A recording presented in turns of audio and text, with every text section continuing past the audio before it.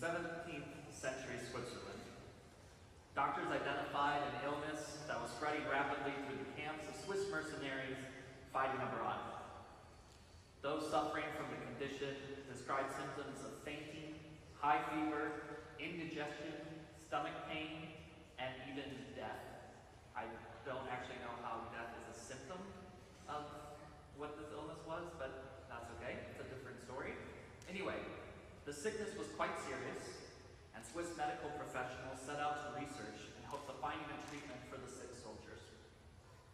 By the 18th century, doctors around the world were attempting to isolate the illness, and doctors thought that there was a specific part of the body, probably in one of our limbs, and possibly even a separate bone that we didn't know, that was causing this ailment.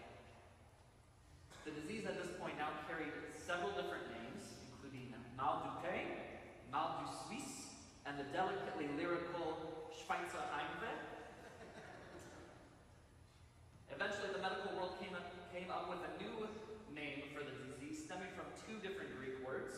The first being nostos, meaning homecoming, and algos, meaning ache or pain. Today, we call this homecoming pain nostalgia.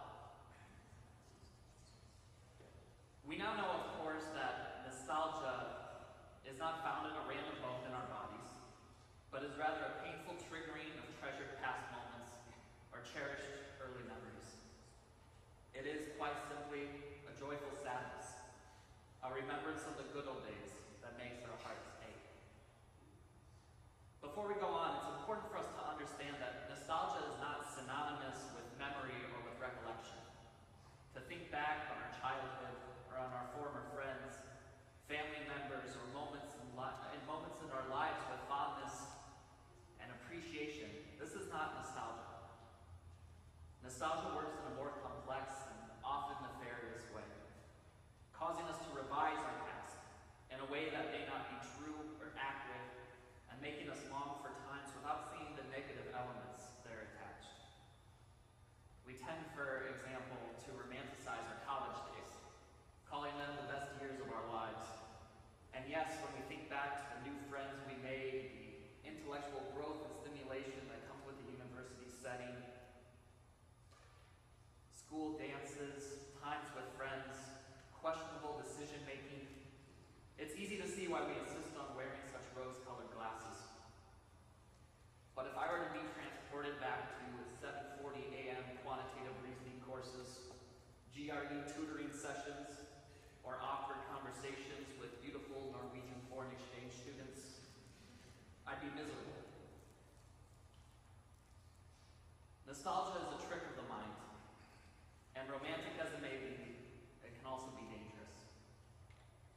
In Parashat B'HaAlot'Kha, the Israelites continue their trek through the wilderness, and in typical desert Israelite fashion, they take the opportunity to call Moses over and do what we expect from them: complain.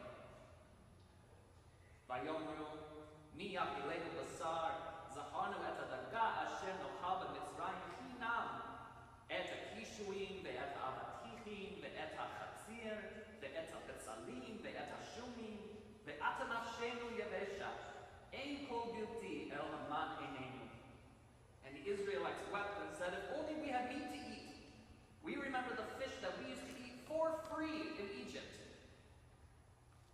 We remember the cucumbers, the melons, the leeks, the onions, and the garlic. And now, our gullets are shriveled. There is nothing at all, nothing but this manna to eat. Ah, good old days of slavery in Egypt. Not a care in the world other than backbreaking labor, inferior status, and the occasional decree of state-mandated infanticide. In the frustration of their wanderings, the Israelites feel the pull of nostalgia. A pull so strong and so alluring that it corrupts the truth of the communal past, turning the land of bondage into the real land flowing with milk and honey in their imagination. So skeptical of the Israelites' recollection, the rabbis point to the book of Exodus and ask rhetorically if the Egyptian buffet was really so readily available to the Hebrew slaves. In the Midrashic work Bamidbar Rabbah,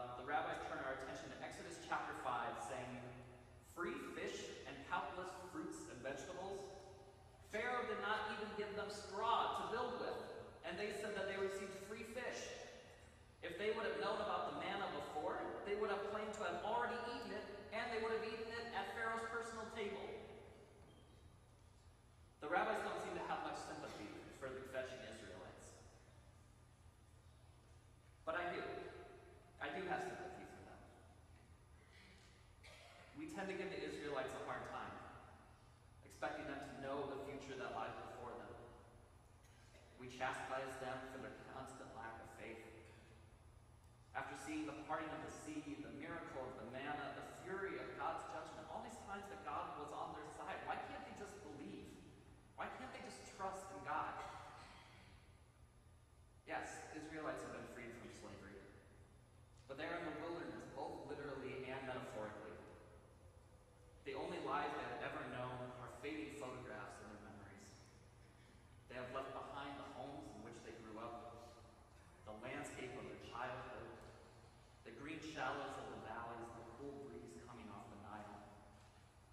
Many of them have lost fathers and mothers, brothers, sisters, sons and daughters, friends and relatives. This has not been an easy trek through the desert. This was not an easy exodus from Egypt. Can we blame them for looking back and reinventing the memories of the land from which they've come? In our own lives, where many of us live comfortably, where many of us have plenty of food to eat, and where we are surrounded by love and support, how many of us get lost in the longing for days gone by? How many of us find ourselves clinging to the past while the opportunities of the present and the future come and go? More poignantly, how many of us feel like we are far too often lost in the wilderness ourselves?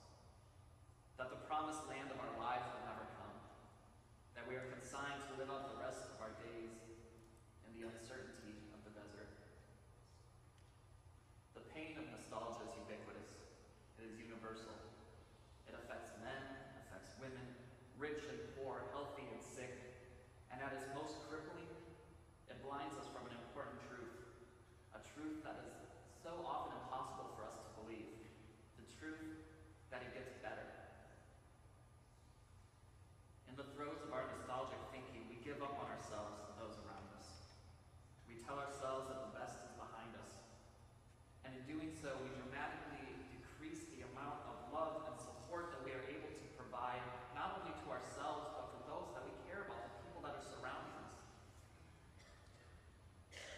But really and truly, I promise you, it gets better. The best is yet to come. Not because our lives are necessarily always filled with excitement and adventure, or even consistent joy and happiness, but because with each passing day, each passing moment, we learn something new, something that we didn't learn before. And one of the things we learn, and all of us learn this at different moments in our lives, is a sense of appreciation.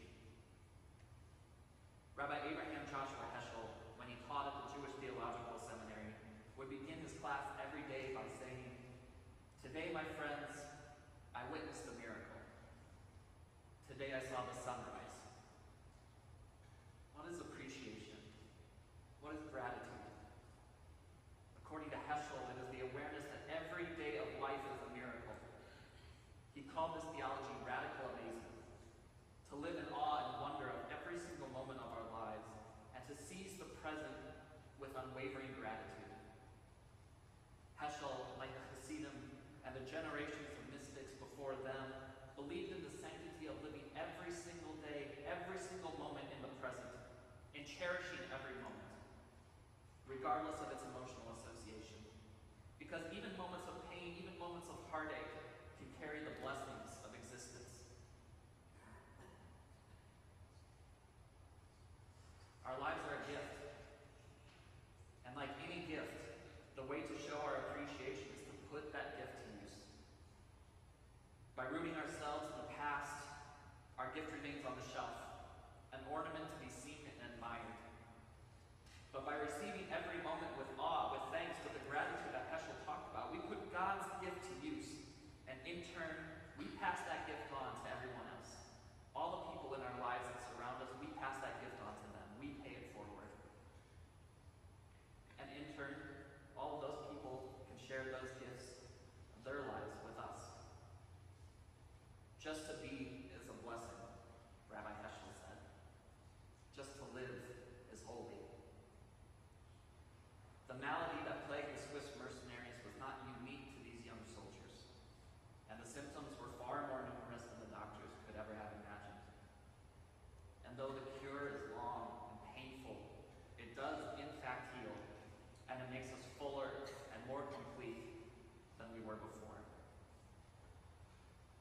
This Shabbat, I pray that we can take the memories of our past and use them to embrace our present, that we can look